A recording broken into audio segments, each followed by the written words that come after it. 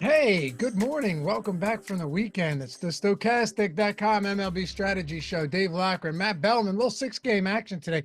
Man, we've had a lot of these 6 p.m. games that just like wipe half a slate off. Tomorrow's the same way. I think there's like 6 of them tomorrow. But that's fine. Still got a lot of baseball today. Got 2 second round 2 basketball games as well. Denver Nuggets in an 0-1 hole here. Anthony Edwards dropping the 43 spot on him last time. Whatever. It's a baseball show, but it's a good time of year. And I just watched some of the Tom Brady roast on Netflix. I didn't have time to watch it all. I had to do a video. I wanted to eat. I made myself a delicious omelet. And as I was doing so, I saw some clips of Tony Hinchcliffe. I don't know if you know who he is. He's great. Kill Tony's a great show. Great podcast, live podcast, bucket pulls, 60 seconds, whatever. You should watch it. Matt, let me tell you something. He killed this roast harder than I've ever seen anybody kill a roast to the point where Kevin Hart could not compose himself. These guys were losing it. You got to watch this. I'm going to go back and watch the whole roast. I heard it was really good. Josh said Nikki Glazer was good and a few others were great. But I don't know if you're into comedy. I am. This seems like we're back.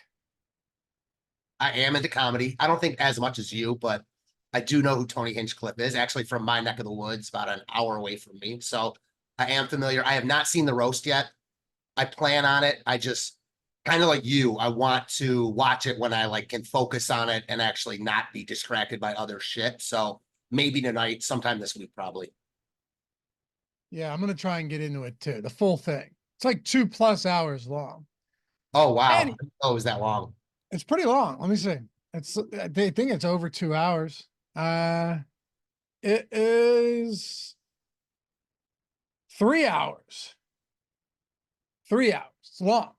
But Josh watched the whole thing yesterday, said it was great. So Tolga 10x my bankroll this weekend on NBA. Keep the streak rolling. Hell yeah, dude. And yeah, SportsWiz, those jokes were wild. I mean, Tony had some insane jokes. But watch it. Let me know what you guys think. I think you're like, even if you're not huge fans of comedy, when you do these roast right and people aren't afraid to say things, clearly they weren't. None of them. It was really good. But we got 6 games to talk about. We got the Sims run. We'll hit the lineup generator, look at the top stacks, top pitchers, total ownership, all that stuff as usual. And I'll tell you what, a few good pitchers on this slate, man. A few other spots that we're going to get deep into the weeds with. Some that, I mean, I can't wait to get your thoughts on Walker Buehler making his first start in like 2 calendar years, but he did throw 80 some pitches 2 starts ago at the minors, went 5 last time out. So we'll see. But Luis Castillo, Cole Ragans at the top. He's a stud. We'll talk about it. But first things first, if you don't mind coming back from the weekend, atone for your sins, my friends. Hit that thumbs up, subscribe to the channel, and leave a comment down below. Subtle reminder if you walked in and forgot. I get it. We have busy lives. But we read the comments if you're watching after the fact. All that stuff goes a long way. And if you ever want to listen or listen in podcast form and not on YouTube, go for it. Apple Podcasts, Spotify, wherever podcasts are available. We got you covered. All right. Let's go. Yes, Sotex. Good to see you, brother. Nice to see you in here. I can't wait for football, man. Like, I love talking baseball. I do. But now that the draft is over and like Underdog already has the, $15 million in prize pools for best ball, and DraftKings is matching them this year with a huge best ball contest and a ton of others. I'll tell you what, man, we're almost there, Matt. Once you get into the late summer, you really start to feel it. Guys start tearing their ACLs in training camp, right? And things start looking up. But I know you're not huge into it. I'm going to get you into some best ball this year. And man, I don't know if it's like this by where you are, but certainly in Cleveland, I mean, it's all Browns all the time. Like, certainly people here like the Cavs. They like the Guardians a lot. I'm a much bigger baseball fan than most people, though. It's all about the Browns out here. I mean, it's a Browns town. People like to ask questions like, what would mean more, LeBron's title or the Browns winning? Like, it doesn't matter. Anything would be less than the Browns winning around here. Yeah, and they won't, but it'll be a fun year. Yeah, I mean, you could say that they won't about pretty much every team. But mostly the Browns. I mean, the I'm just good. joking. The Browns are I'm good. joking. They're okay. Yeah, they're good. They're real good, depending on what Watson we get. Well, that's kind of an issue though, right? Sure, it's a big issue. I mean, yeah, dude, their defense is fantastic. They've got great skill players. I'm not shitting on them. They're good. They had a tough break last year. Watson was terrible. Honestly, Flacco was better than him anyway. So Watson's injury made no difference. But the Nick Chubb injury was brutal. They suffered a lot of injuries throughout the year. I get it, man. I get it. I'm just saying, if Watson looks anything like he did last year, they don't have a shot against good football teams. I agree with that. I'm sure people on your note are pumped about the Eagles here making. Yeah, but if Jalen Hurts doesn't play any better than last year, they don't have a shot.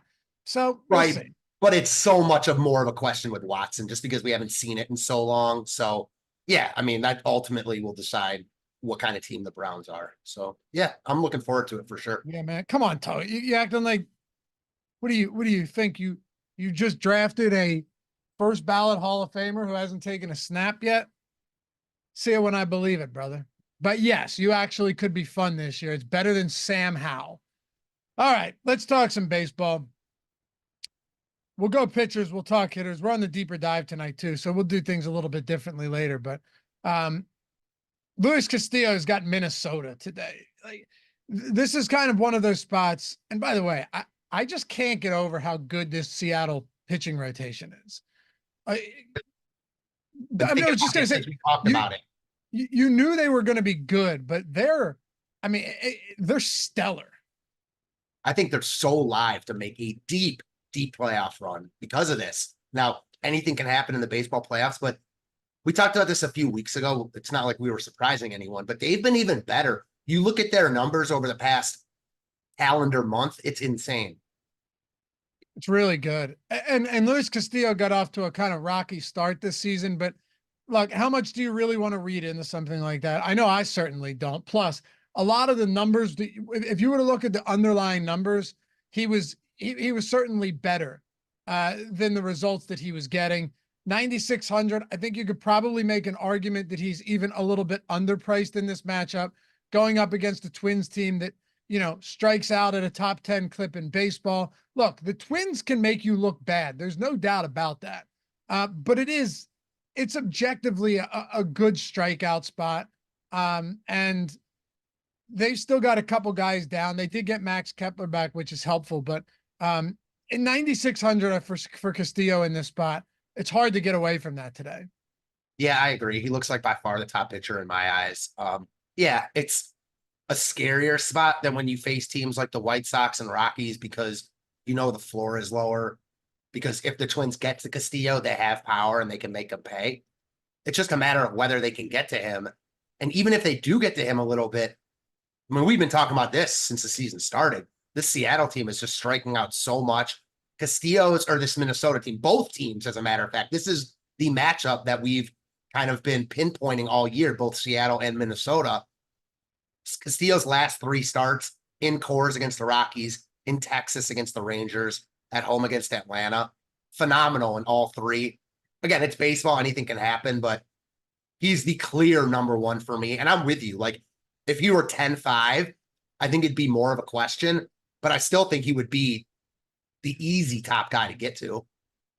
I think so too. It doesn't mean we don't have some other good options on the slate, but okay, for example, Walker Buehler's got a matchup against Miami, who just lost a rise. Like you lost a guy that puts the ball in play, doesn't strike out. This is a bad. Now, granted, I think it was their GM already said, he's like, look, the chances of us making the postseason this year were very slim. So I don't like to use the phrase giving up because, you're looking towards the future, but they are essentially giving up on the year, right? And this is just not a good team. They have an implied total today, last game on the slate. They have an implied total of 3.3, lowest on the slate as well. The only question here is like, how deep do you think Buehler goes? His velocity hasn't been back to where it was pre-Tommy John. Not going to lie, though. This Miami team and this total are bad and low enough, respectively, that we can't just gloss over Buehler even at this price point. No, not even a little bit. Yeah, when I mentioned like teams like the Rockies and White Sox, certainly throw the Marlins in there. The spot is so good for Buehler. And I'm personally such a huge Buehler fan. Like, I think he is the clear second best pitcher on this slate, right there with Castillo. I'll give the nod to Castillo just because he's done it for longer and Buehler's coming off injury. But I think those guys are the two clear top dogs. Ragans is making the case, but I need to see it for longer. And he gets the Marlins at home. Now, the issues are, as you mentioned, like he hasn't pitched in 2 calendar years. Who knows how long his pitch count is going to be, how long they're going to extend him. That said, he's fully stretched out. Like he's thrown 80 plus pitches a couple times now. He's not as appealing to me as Castillo, but I think the floor is probably even higher than Castillo just because of the matchup. And yeah, I think it's more than just not looking past him. It's, can you roster Buehler and Castillo together? I think that's the optimal build as of right now. The only concern I have is like we've seen Dave Roberts go easy on guys, right? Like he's the type of guy that could just limit him to 75 pitches. An opposite of what you just said about Miami, how they've quote unquote given up, and whatever you want to take that as meaning, I'm with it. Like their GM, they traded their best player, et cetera, et cetera. The Dodgers are the opposite of that. They don't care about a game against the Marlins on May 6th. So if Buehler goes 4 innings and he's at 60 some pitches, and then he comes out for the 5th and gets into a little bit of trouble, do they just take him out? Maybe. I mean, I'm not going to say likely, but I'm not going to say unlikely either. I think that Buehler comes with more risk than he normally would for sure. And you don't get any discounts on him, but you got to roster 2 pitchers on DraftKings. And everyone outside of Castillo really comes with some risk. Even Ragans, there's weather in that game. The Brewers aren't a terrible offense. So I could understand why anyone would want to roster Ragans over Buehler. I think they're close on this slate, though. Yeah, they are. I do like Cole Ragans in this spot, though. Got to be honest. Like, all right, so obviously the sample size is, you like a little bit more when you're talking about lefties, but still from Milwaukee, and they haven't really faced many lefties at all. Only 200 plate appearances. So I think that's the fewest in baseball by a mile. But 26% strikeout rate, 85 WRC plus. Ragans also has just done a phenomenal job of limiting righties as well. Like his stuff is so good that I almost don't care if he's 8,800. Like at this point, this is a 9K pitcher for sure. He's striking guys out at 20, almost 30%. He doesn't have an alarming walk rate, nothing like that. And what's the most important thing when you're looking at a left-handed pitcher? Can he go out there and can he limit right-handed bats? He's been perfectly good at that. 3.23 xFIP, 29.6% K rate, 0.3 home runs per 9. Like those are good numbers. And if that's going to be the case today, I'll more than happily take shots on Cole Ragans. Of course, everybody will. He's going to be 30% owned. There's 4 guys at 25+%. Andrew Heaney, we'll talk about that being one of them. But Cole Ragans is just too good for me to go, well, kind of a tough matchup. Because, look, I don't think it's the best matchup, but this is more pitcher-friendly park than anything, than it is hitter-friendly. Sure, like triples and stuff at Kauffman are a thing, but he's just good. He's really good. He left last game. He would have closed out that 7th inning, but he left with what was it, calf tightness. He's fine now. 8,800. He's just good, Matt. That's all I can say about him. He's really good. He's got some reverse splits going too. So like, I'm not worried about the righties. Yeah. Kind of just listening to you. His underlying numbers are the same as his actual numbers, which is a little ironic, but I guess good to see because he's been good. Maybe I'm wrong here. I think maybe Ragans is ahead of Buehler. The weather doesn't look too bad. Like certainly if I were picking one of these pitchers to start my franchise with, I would personally pick Buehler, but that's not what I'm doing tonight. I'm playing one of them for DFS. So yeah, I think you know what you're going to get out of Ragans as far as pitch count goes. The matchup isn't like elite, but it's not bad. I'm with you. Milwaukee's been better against righties, although, as you also mentioned, haven't faced a ton of left-handed pitching. He's getting owned, but he should be getting owned. And actually looking at the ownership, I guess I'm a little surprised that Buehler's actually projected for similar ownership as the top two guys. A little bit less, but yeah, I guess where the ownership lies right now, like I'm with you. I think Ragans just looks good. He's a good pitcher. The spot is fine. He's at home. He's probably still too cheap. Yeah, I see this. I get it for sure. Man, the ownership on Andrew Heaney is pretty wild. We have him as the most, by far, most negatively leveraged pitcher on this. Top two pitcher probability on DraftKings, 16.9%, 30% owned, minus 13% leverage. On FanDuel, it's clearly going to be different. Like he's only pulling 5% at 7,700 on a one pitcher slate. Luis Castillo on FanDuel at 10-2, getting the bulk of that ownership. And then here's the difference. Like I would definitely go Buehler over Cole Ragans on FanDuel because he's 8,300. Ragans is 9,500. But if I'm getting the discount on Ragans on DraftKings by $500, knowing that Ragans, like, yeah, assuming he's perfectly fine after that calf soreness or whatever it was, you know he's fully stretched out. You know he just threw 105 pitches. They would have let him close that out. He would have thrown what, 110 or whatever it would have been. So I'd say FanDuel and DraftKings are definitely different, but that's pretty obvious to see just looking at the price points. I agree with you for sure because the price, tells me so. But I will counter that with Ragans is going to be less owned than Buehler on FanDuel. And on FanDuel, while there's a ton of win equity for Buehler, obviously, you also kind of need the quality start. And I'm not sure he goes 6 here, although I'm not sure he doesn't go 6 either. And he's just too cheap. So I do think that there's a counter argument to him being so cheap because of the ownership, et cetera. But ultimately, he's just not an $8,300 pitcher. And yeah, on DraftKings, a little bit surprised at the Heaney ownership. I get it in the sense that if you need a cheap arm, there just aren't options. And he's coming off a good start, pretty sure against Washington. Yeah, he's been decent lately. So I think people are seeing this Oakland matchup. He's picking up some love, too much love though. Oakland's been good over the past, week too. And I know that's a really small sample size, but so is this entire season as far as sample sizes go. It's all small. So while I'm not buying what Oakland is selling, long term, I don't feel comfortable with a 30% owned Heaney, like by any means. I'd rather just spend up a little bit and try to get cheap at that. I mean, look, even if you like Heaney, I don't think there's any argument that he's the most over-owned pitcher on this slate. Clearly. Right? He's just here's the problem, because I in my Sims run, I do have a lot of exposure to Heaney right now. And I'm hard pressed to go against the Sims recently. Like Chris Paddock the other day.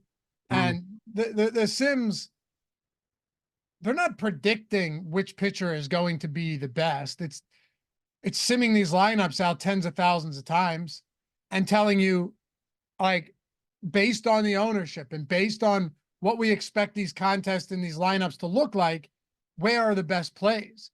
And even right now, it's still early. We'll do the deeper dive and we'll revisit, or live before lock, we'll revisit this for sure.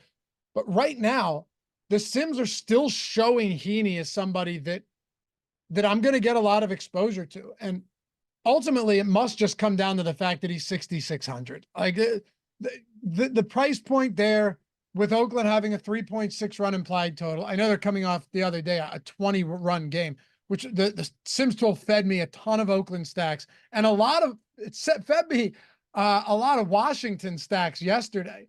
So sometimes those ugly looking spots really open some things up, which was huge when you're talking 2 days ago, getting to Oakland, Matt, when you could get to like Pablo Lopez and Gossman and Jared Jones and those guys at their price points, and Oakland throws up 20 runs. So, maybe and we'll get to some of the stacks, but you might be looking at 2 expensive pitchers going back to the cheaper stack route, or having Heaney in there a lot as your SP2 on DraftKings and end up being able to get to some more expensive stacks too.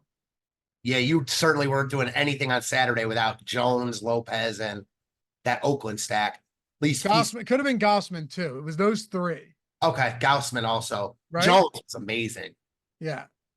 Wasn't Wasn't Gossman on the slate? He Wasn't it? was. I just don't remember how good he was. He actually outperformed Lopez by a couple of fantasy points. Yeah. Interesting. I didn't realize he was that good. Yeah, I mean that Oakland game was crazy. Played so late, considering the slate started at 1, ended late. You just needed Oakland that day, and yeah, that's interesting. Like, Heaney's not a bad pitcher. He's been less volatile this year. I do think that just in terms of like looking at ownership, there's a pretty easy pivot for me. You know, if you're talking about hand building or playing few like only limited lineups, and that's Alex Wood. He's cheaper than Heaney. Similar type pitchers. Like I think Heaney's a little bit better, but not that much. If these spots were reversed and Wood were against the Rangers, or was against the A's and Heaney against the Rangers, ownership would probably be opposite what it is right now. And this Texas team, we saw it yesterday. Again, maybe it changes as they get all their guys back, Josh Young, etc. They are atrocious against left-handed pitching. Daniel Lynch was one of the best starters on the slate yesterday. He had been horrendous in the minors. Again, not saying that like that's going to play out today, but I do think that that's a pretty logical pivot, especially considering, yeah, Heaney has a 17% chance of being a top 2 pitcher. Wood has a 13% chance. So I don't know. Pretty interesting to me. Guess who I have the second most exposure to on this Sims run? Wow, Wood? Yeah. Interesting. So the Sims really likes spending up at bats today. We're about to get into that for sure. Yeah. Texas, 4th highest K rate versus lefties, almost 350 plate appearances, 23rd in walk rate. So, you know, bottom 7, bottom 8 walk rate, 84 WRC plus thus far. Just, you know, speaking to your point, 84 WRC plus is 24th. Even a 121 ISO for this team, not particularly great. That's sitting at 22nd in baseball. So, and a 290 weighted on base average. That is towards the bottom of the league. They're bottom 7 in all of those categories, 4th highest strikeout rate.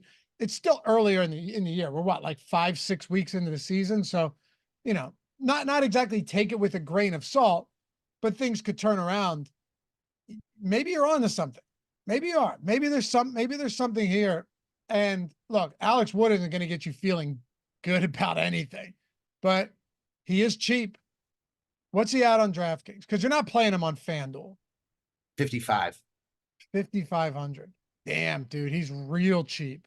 And I like to think, like, you know, I haven't gone through every game, so I don't know every lefty the Rangers have faced. But like, if all the lefties they faced were Alex Wood quality, like he's not a gas can. He's not good, but he's not a gas can. So like, he's probably the average pitcher right now. So this is the average lefty that the Rangers are going against. It's funny, man. I remember doing these shows like several years ago, and the league average strikeout rate was 20%, 20.5%. League average K rate this year is 23%. It's actually, I mean, that's a big number for sure. Woods at 19%, but again, kind of to your point, does it matter? It's $5,500. Texas is definitely favored, but Matt, they only have a 4.1 run implied total. Yeah, it's obviously a great ballpark for pitching. I mean, I have to go back to yesterday because Lynch was someone I was looking at. Obviously, I ultimately didn't play him, but I mean, this is a guy that really, really struggled in the minors. And we've seen this before. Albert Suarez, Simeon Woods Richardson, who's on this slate, guys that come up and perform over their head. But, you know, I might think Wood is maybe a little bit better than the field does. I thought you were going to say you remember doing shows a couple years ago and Wood was like a 8 to 9K pitcher. He's never been like an ace, but he's been good throughout times in his career. Like, I don't think there's any question about that. Oh yeah. I absolutely remember times where I was doing shows and Alex Wood was pretty good. I mean, with the Dodgers back in the day, right? Like 16, 17, 18, he was pretty good. Pretty good. Yeah. He was, 25% K rate. Not bad. Great comment from Clayton. I'll tell you why. Clayton said, I've gotten some bizarre looking lineups from the Sims lately. that have done really well. Funny you say it, Clayton, because I remember back, like, was it NFL season or early basketball season where you were saying you needed to stop tinkering with it and just let it do its thing. So that's awesome to hear that you're getting some wild looking lineups that are doing really well. It's going to happen. Like there is definitely a learning curve, not on how to use it, but on how to accept it. Right. Because when you see, oh, I'm getting a lot of Oakland, I'm getting a lot of Washington today, I'm getting a lot of this, you don't like it, but these are the sim results that are telling you when you sim this out tens of thousands of times, this is what happened. So it's not just like some arbitrary, hey, this could be good. You know, like you see it all the time. Oh, this is a good low-owned play. Well, a low-owned play isn't good just because they're low-owned. They're cheap. There has to be purpose behind it. There has to be a reason. So when you sim these out like you have, you know, it makes every bit the difference, as you can imagine. By the way, shout out to Poker God 18. I mentioned it. I think it was him. I said it on one of these shows. I was like, the Sims have just been killing showdowns, and anyone who's willing to, you know, build out some showdown lineups after the main has reaped the benefits, both even baseball, but specifically with basketball. PGA, I've been saying it all season. Sims Tool just keeps crushing showdowns. Love it.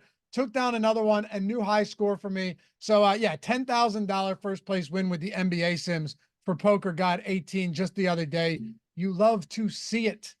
And if you guys ever want, link in the description and in chat, you want to do a week, you can do all access sims. And if you rock the avatar for Stochastic, you're getting a big discount, or just a week of single sport MLB or NBA, a month of it. You're getting, by the way, with Sims Max, you're getting all the tools: ownership, player projections, top stack tool, pitchers tool, top hitters tool, Sims tool, lineup generator, our premium Discord, all of that stuff. But yeah, more than well, we'd love you guys to check it out, join the family, even if it's just for a week. Jump in and see if this works for you, because I can tell you'll be building better lineups than you have by hand, and you'll have a lot of fun with it as well. The tools are great. Or you just want to get in at a lesser expensive cost. The lineup generator is a great price. You can do that for the week. Generate lineups, upload them straight to CSV, make swaps, lock players in, and see how optimal your lineup is. See how chalky or contrarian it is. Set your stack types. We got something for everyone. So if you ever have any questions, my DMs are always open on Twitter. Anyway, I think you get real ugly with some of these guys once you get a little bit cheaper. But the crazy thing is there's still a lot of them pulling ownership on a 6-gamer. Like Kyle Gibson at 7,300 is still getting ownership. Simeon Woods Richardson against Seattle is getting ownership. Alex Woods only 11. Some of these guys are still pulling some ownership. Yu Darvish at 20% against the Cubs.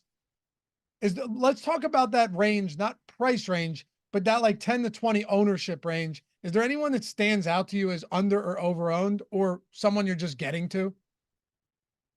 You know, it's interesting, as you kind of alluded to, there's only 4 pitchers on this slate projected for under 10% ownership. So everyone is getting love. I don't really like the Darvish here at 8,400. I do think you could make a case he's a little too cheap. The matchup's okay. Really good weather in that game, though, for pitchers. So maybe that's why he's projected to pull a little more ownership than I would have expected. Gibson, right in line with his top 2 pitcher percentage. I wonder if when lock actually hits and you know, ownership actually comes to fruition, if some of this Gibson and Darvish ownership just goes to Castillo and Ragans. And Heaney, maybe not, but I wouldn't be surprised if it does. You think so? Yeah, personally, I think Castillo and Ragans look so much better than those guys. Now, it is a price thing, though. So Darvish is, I just couldn't imagine playing Darvish here at basically the same price as Cole Ragans. Yeah. I mean, he is discounted relatively significantly from Castillo and Cole Ragans, or from Castillo and Walker Buehler. But yeah, not a ton from Cole Ragans at all. It's like, what, a $400 difference. It's tough. I don't disagree that Yu Darvish feels like the odd man out here. He does. Trying to see how much I'm getting. So I mentioned I'm getting a lot of Heaney and Wood. I haven't looked at stack exposures yet for me. I favored the amount of lineups I'm going to play. We're going to look at this. We're going to look at stack exposures in a second. But Heaney and Wood, a little bit shocking. But then Castillo and Ragans are my two highest owned pitchers outside of that. To your point, I'm getting virtually no Buehler and virtually no Yu Darvish. I have 5 pitchers of 25% or higher. One of them is actually Woods Richardson. The other from lower to higher ownership exposure will be Ragans, Castillo, Wood, and Heaney. And then it drops off a cliff. Next highest owned guy right now that I have is 8% Kyle Gibson. Yeah, the discount to Gibson's pretty nice, so I don't hate that. It's a okay to not great matchup. Mets don't strike out a ton. They're also not that scary. I don't love Gibson here, but I think he's kind of just a placeholder. He makes it work. He's not going to win you the slate. He probably won't lose it for you. So he just is a guy, a cog in the machine type that ownership is right in line with his top 2 percentage. So I don't really feel strongly either way about him. Last guy before we get into some bats for today. Where are you at on Sean Manaea? I am surprised that between like Gibson and Darvish, he's priced between them and he's getting no ownership. Again, I don't like using lefties against the St. Louis team because while the Cardinals aren't good, they do set up and profile much better against lefties. They've been terrible against lefties this year. I don't know how long that lasts, but 67 WRC plus 259 WOBA. Yeah, and their best players who were notoriously lefty masters just look dusty now. Arenado and Goldie. So yeah, it's just interesting to me that he's getting no ownership while guys like Darvish, Woods Richardson, Gibson are. And we just saw yesterday, Garrett Crochet went into St. Louis at no ownership and smashed. So I don't expect that type of game from Manaea, but I would have absolutely no problem pivoting from a Gibson or a Woods Richardson to get to Manaea here. That said, I don't love this range. I like the top guys a lot. And if I'm not going to get to Castillo or Ragans or Buehler, just let me go down to Heaney or Wood. I don't think I disagree. Plus, the walks have been a serious issue for Manaea. Like, he has a 14% walk rate this year. He's just walking a ton of batters. And St. Louis, despite not being good, is still drawing walks at a 10% clip against lefties. The thing that sucks about Manaea at that price point, it's like if you're going to be issuing the free passes and running up pitch counts as much as you are, how deep can we rely on you to pitch into a game? You know, he did go 6 scoreless. He had a great start to open up the year against Detroit, but then 5 innings, 3 2/3, 5, 4 2/3, 5. He hasn't gotten past the 5th inning in 5 starts. That's my only thing. Like, how deep can he go? Yeah, it's a good call. I'm not sure. And that's part of the reason I don't love him. The only thing that makes him stand out is the ownership. And you can make the same case for Justin Steele at $9K, obviously more expensive. But I think that's where Manaea and Steele interest me, is just in the ownership perspective, not because of the matchups they're in or who they are. It's just relative to other guys that I think are similar that are getting much more ownership. Yeah, last guy I want to ask you about, and again, I know that why would you want to pick on the Dodgers? And the Dodgers, I'm sure, are the stack that Sims are spitting out to you, getting to Wood and Heaney, et cetera. But Rodri Munoz has been fantastic through 2 starts. And I don't like him here and wasn't looking at him, but he has a 10% chance of being a top 2 pitcher on this slate and only 2% ownership. So again, like, I don't think that that's crazy. Just in the grand scheme of MLB DFS, I don't think it works out, but I don't think it's crazy. You know, the issue I have, the concern that I have is like, how is this happening? He has a 34% K rate through these 2 starts, but then you look at his AA and AAA numbers. He is like 22% strikeout guy. I mean, yeah. Am I supposed to believe that this is going to last? No. 92% strand rate through 2 starts, 136 BABIP. His xFIP's 270. Like, he has been good, but the 10% there, maybe it's just because it's a 6-game slate, but shit, dude, it's going up against the Dodgers. They have a 5.5 run implied total on this slate. He faced the Cubs, had a pretty decent start, gave up 2 homers, but they were both solo shots. Then had a home matchup against the Rockies, and we know about them. That is concerning to me, honestly. Like, what do we have the implied total for the Dodgers at in the top stacks tool? We have it as 5.5. 5.5. Yeah. 5.5. This is one, and I like to say this sometimes, like, if I didn't know anything about MLB and I was just looking at the tools to build the lineup, I'm not saying I would use Munoz here, but I would have a lot of interest. The fact that he's facing the Dodgers wouldn't mean anything to me. And the tools imply that he's a really good play at no ownership. So I don't think he's a building block. He's still second lowest guy in the top pitchers tool, but the 10% chance is still there. That said, though, like, I do know MLB and I do know what Munoz has done in the minors and that this matchup is just so brutal. So ultimately, I think the Dodgers are the top stack on the slate. So I won't play Munoz, but the tools show him as at least interesting. I get it. A strikeout prop 4.5 with heavy juice to the under. I'm looking at our tools on Odd Shopper where we're giving you the true odds and, market-based approach. We have the true odds under 4.5 strikeouts at -152. So I get what you're saying.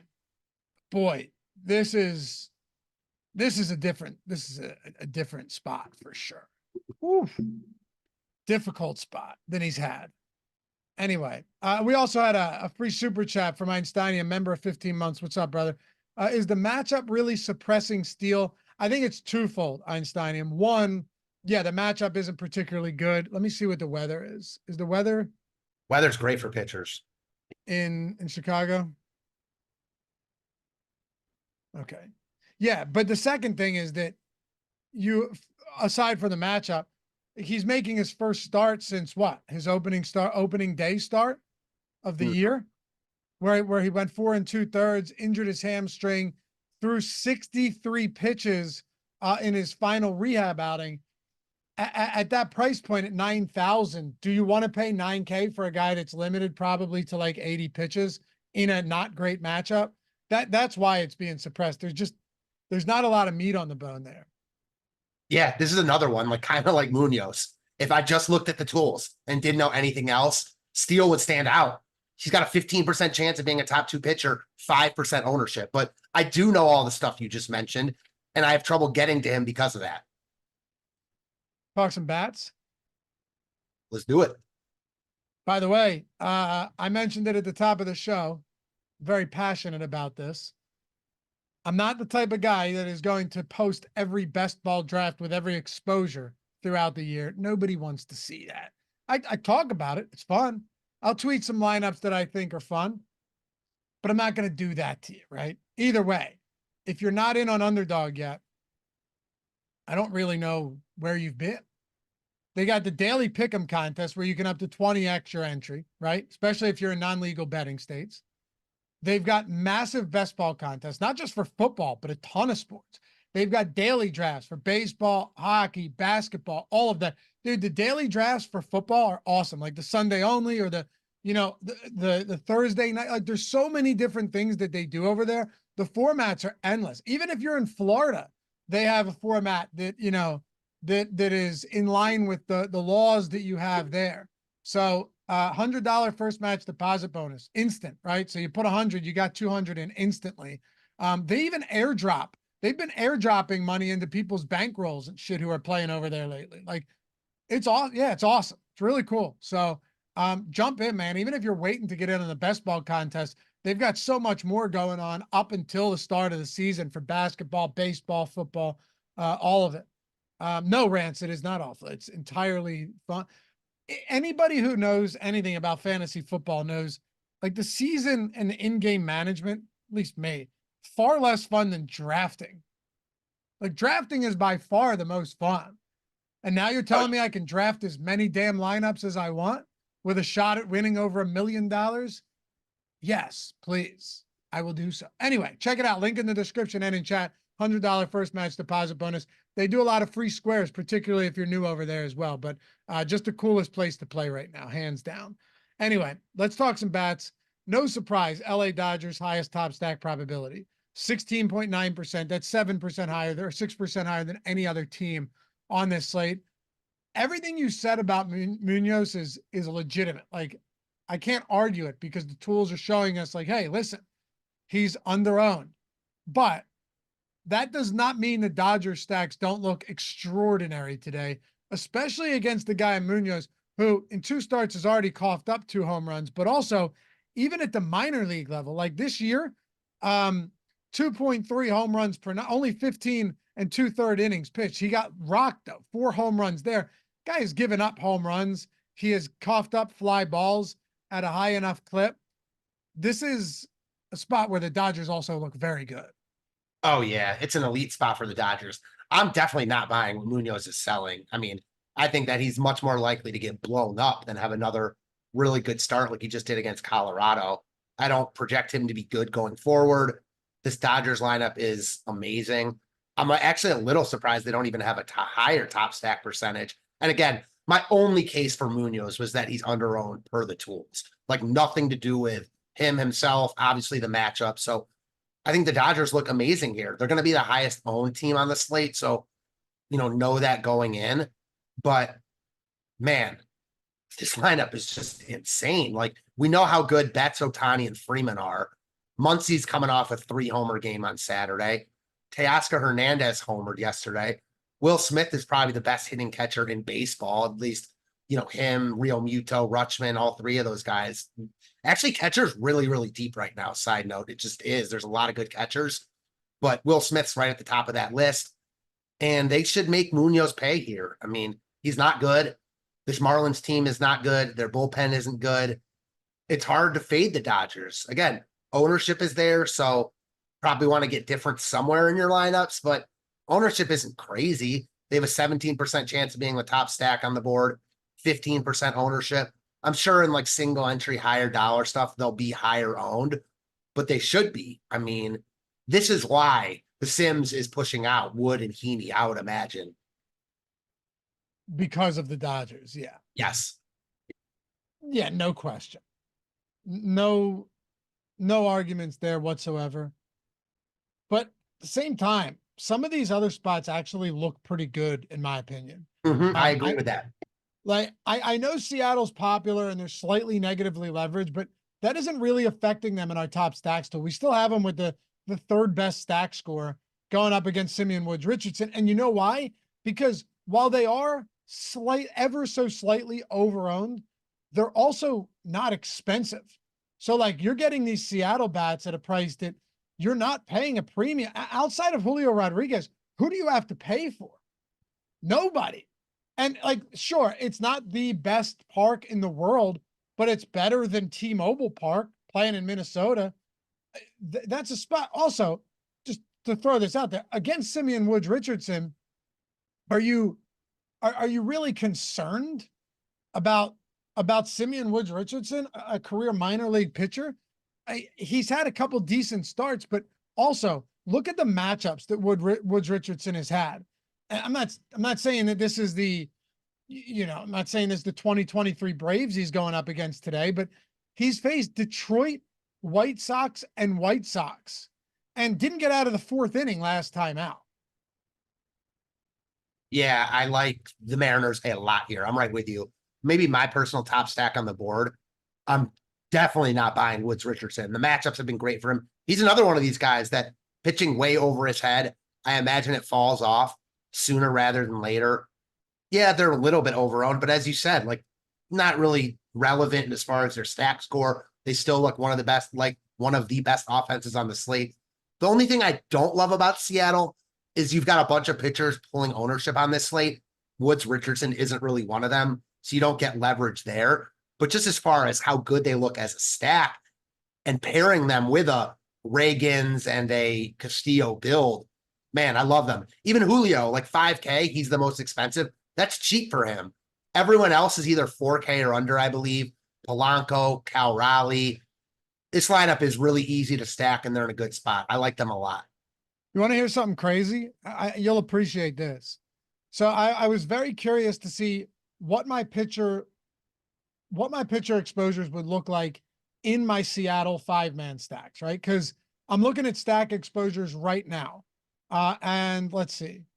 I have among 5-man stacks, Seattle is Seattle's my highest owned team of 5-man stacks.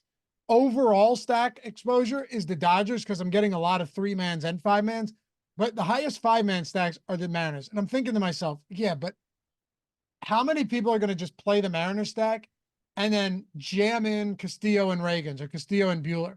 So I'm looking at all of these and I've gotten through like 12 of them so far. None of them have too expensive pitcher pairings. Matter of fact, some of them even have Heaney and Wood, and what they are, you'll like this. They're like 5-3, Mariner Dodger stacks, 4-3 Mariner Dodger stacks with the cheaper pitchers. That might be a unique approach today, just knowing that so many people are going to stack Seattle and try to jam Castillo and Cole Ragans or Castillo and Buehler. I totally agree. I also think a maybe not unique build, but getting a little different is spending down at both pitcher, Heaney and Wood, and like fully stacking the Dodgers.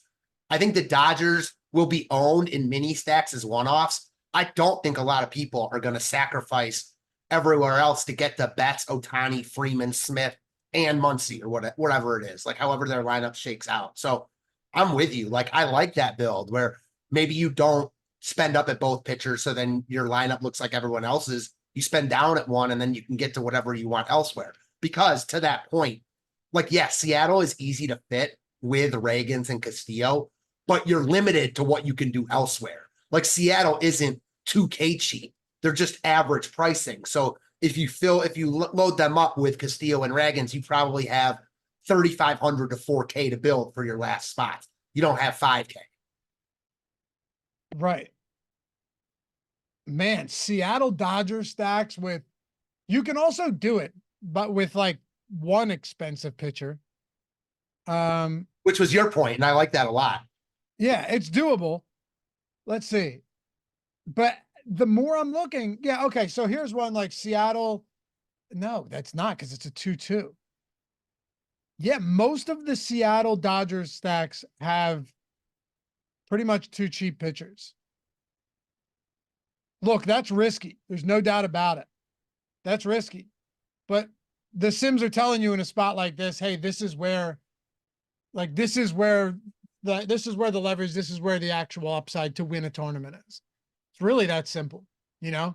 Most people are going to go 2 expensive pitchers with Seattle. It's too easy to do. And guess what, Matt? If I were hand building, I'd probably do the same thing, because in your head, it just makes too much sense. And it's not even just Seattle. Like Oakland's easy to stack in those type of lineups. And I'm interested in Oakland here, especially against the popular Heaney. The Mets are easy to do that with. They're in a good spot. So a lot of these teams are pretty easy to stack with the expensive pitching. The only reason Heaney is getting love today is because of the Dodgers. It has to be. Yeah, you're right. It's the only reason. Because where are the other like truly good expensive stacks? There aren't. Like there just aren't. I mean, San Diego is a good offense. We know that, but they're in Chicago against Justin Steele. They're not going to get ownership. Like they'll be low owned. You know, maybe they come in 5 to 10% owned like our tools have, but they're not going to be the 15 to 20 like the Dodgers are. There just aren't other really good expensive teams that you want to load up on today.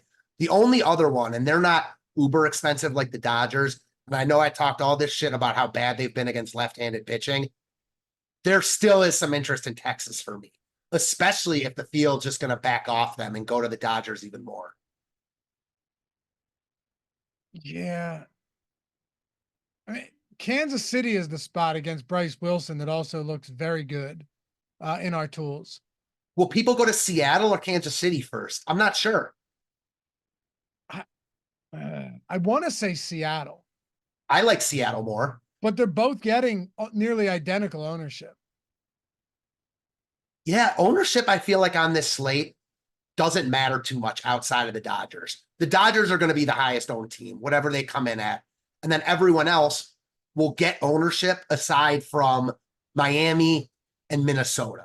Like Miami and Minnesota won't get any ownership comparatively, but everyone else will be somewhat owned. If you had to go with your 3 favorite stacks right now, who would it be? Like, I have a feeling for you, it's not going to be Texas. You don't like what you're seeing from them against lefties. Dodgers still have to be. For me, it probably is Dodgers, Seattle. And then the question is like, do you get weird with Oakland against Heaney? I am getting a good amount of Milwaukee, which scares the shit out of me. Yeah, they look way better in the tools than I would have imagined. We've seen this a couple times. And yeah, I think that while I wouldn't have them in my top 3 right now, they're the most leveraged team on the slate outside of Miami. So that's worth something. Texas is not going to be a top 3 for me. If the tools had them as like the overall top stack and ownership wasn't there at all, maybe my stance would change, but that's not the case. So I'm going to go the Dodgers as number 1, even if I don't love the ownership. Then Seattle. Then I'm going to go the Mets. Like, they look good as far as ownership goes, top stack percentage, value. I'm going to go with the Mets. I like it. Yeah. And then, one team we didn't talk about, we don't need to, is Minnesota. Like, even if you wanted to try and get sneaky with them against Castillo, they have the lowest top value percentage on the slate in our tools, and rightfully so. So what? You have to pay a premium for them in a bad matchup against a good pitcher? I don't see it. I don't see it either. The only thing I'll say about that, though, is if you're stacking Minnesota, you're not using Castillo, and he's like the only expensive pitcher. So it's not going to be hard to fit them, but like, why are you trying to sell your souls just to use Minnesota against Seattle? I'm with you. Yeah, for sure. Kansas City, though, they've been league average this season against righties. They're not striking out. What's nice about them, though, about this Kansas City team, Matt, 161 ISO for the Kansas City Royals this year. Like, they have proven that they've got some pop in some of these bats. And that's what we're looking for, right? Like that's what we want going up against Bryce Wilson.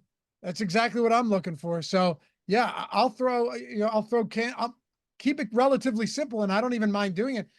Dodgers, Seattle, Kansas City, because the lineups I'm getting right now are just so wildly differentiated by how I'm approaching pitching in these cheaper lineups, in these cheaper stacks, that I don't feel like it's a problem.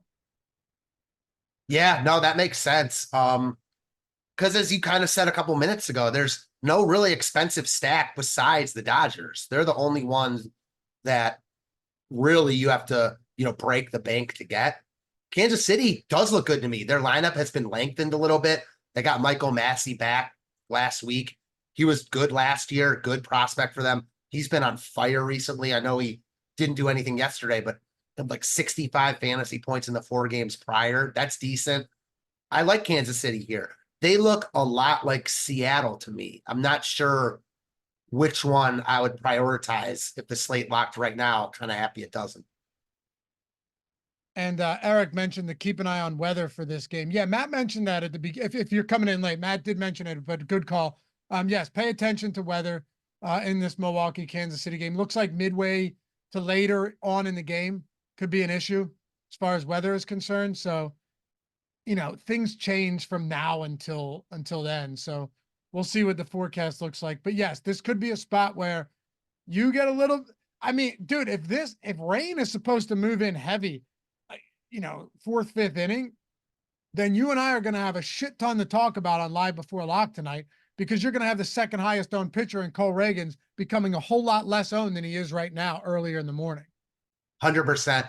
I do think that as of right now, at least, weather's just a precaution. Like, I would play this game as of right now. So I wanted to just mention it, but it's not one that I'm like overly concerned with. Top 3 pitchers. I went in thinking it would definitely be Castillo, Buehler, Ragans in that order, but it's not.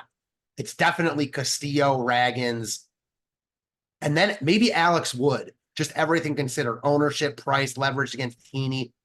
I love Buehler as a pitcher, and I could certainly see him dominating here, but at any sign of trouble, I just don't think they're going to extend him. He hasn't pitched for 2 years, so I don't think I'll get to him tonight. How about you?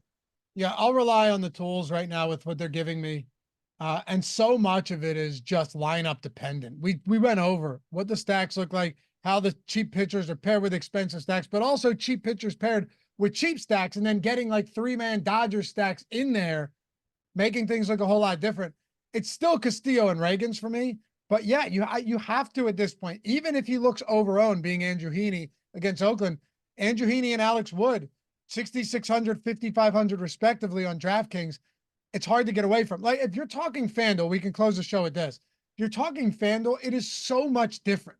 Like the argument for an Alex Wood at 6,800 or Heaney at 7,700 is so much less convincing than it is on DraftKings on a two-pitcher site at 66 and 5,500.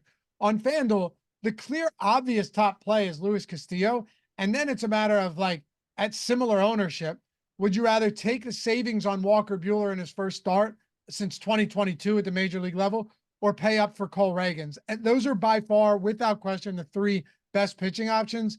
And ownership bears that out in a big way. I will say the last thing, the most positively leveraged option is Simeon Woods Richardson, just because he's getting 3%, but that doesn't make him a great play. No, he's way higher in the tools than I would have expected on both sites. It's just got to be a matchup thing. Like Seattle strikes out a ton. I mean, I used Hunter Brown yesterday, who wasn't good, but got a bunch of strikeouts. Simeon Woods Richardson, I will say, you mentioned him earlier, and the Sims aren't spitting him out for you, which I'm happy with. He does kind of remind me of Paddock the other day, where it's like, why would you play him? But Seattle strikes out so much that it's like, I get it. Yeah. The only difference is that we were getting a ton of Paddock in the Sims Right. and the lineup generator. They were force feeding us Paddock. Yeah. Ultimately, that's a big, like, that's the difference. It's not that is why I don't like it here, Right. Because there's more underlying than just like, oh, he's low owned, Sure. Hey, by the way, I saw somebody mention that in chat. Who was it? Eric said, looks like they recently moved the game up. Yeah. So I'm seeing it now. DraftKings hasn't accounted for this yet, but on MLB.com, this game is now 7:10. They moved it up 30 minutes. So it really does look like they should have they think they're going to be, it feels like they think they're going to be able to get this. If they're moving it up 30 minutes, they think they're going to be able to get this game in right before the rain comes down. Yeah, it was already, I love that move as far as this game playing goes. The reports were already is that they thought they would get into around the 7th inning. So at that point, I already really wasn't worried about Ragans, but now even better. Hey guys, appreciate you hanging out as always. If you don't mind, tap that thumbs up before you go. And if you're listening in podcast form, leave a rating and a review. It goes a long way. We enjoy those very much so. We will be back for Live Before Lock. Got NBA Live Before Lock tonight. You got playback. If you're trying to hang out, it's totally free. You can sign up down below, watch some games, watch some basketball, hang out, enjoy yourselves throughout the night as we sweat these games if you're not doing anything else. Follow Matt at Fantasy Tips, Matt, me at Lafayette_D. We'll see you back here later tonight. MLB Live Before Lock. Peace.